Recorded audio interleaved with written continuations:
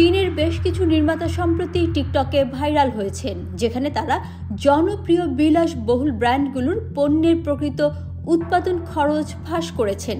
এতে বিশ্বজুড়ে ভোক্তাদের মাঝে ব্যাপক প্রতিক্রিয়া সৃষ্টি হয়েছে এবং মার্কিন চীনা বাণিজ্য যুদ্ধ নতুন মোড় নিচ্ছে।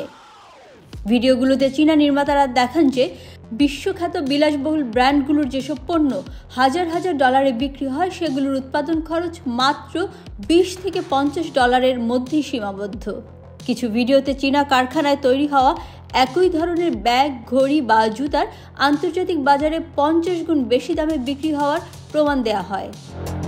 এই ঘটনার পেছনে চীনা নির্মাতাদের উদ্দেশ্য ছিল ক্রেতাদের সচেতন করা এবং বাণিজ্য নীতিতে স্বচ্ছতা আনা। তবে এটি ঘটেছে এমন এক সময় যখন চীনা ও যুক্তরাষ্ট্রের মধ্যে নতুন করে ট্যারিফ যুদ্ধ শুরু হয়েছে এবং এই ভিডিওগুলো পশ্চিমা ব্র্যান্ডগুলোর ওপর চাপ আরও বাড়িয়ে দিয়েছে। বিশেষজ্ঞদের মতে এই ফাঁসের ফলে ভোক্তাদের মধ্যে বিলাসবহুল পণ্যের প্রতি আস্থা কমতে পারে এবং ক্রয় চিন্তায় বড় পরিবর্তন আসতে পারে, যে কারণে পশ্চিমা কোম্পানিগুলো এখন চাপে রয়েছে। তাদের মূল্য নির্ধারণ নীতি ও ব্র্যান্ড ইমেজ নিয়ে প্রশ্ন উঠছে। বাণিজ্য বিশ্লেষকরা বলছে, এই ট্রেন্ড শুধু সোশ্যাল মিডিয়ায় নয়, ভবিষ্যতে বাণিজ্যিক নীতি ও কাস্টমার অ্যাওয়ারনেসে বড় পরিবর্তন আনতে পারে।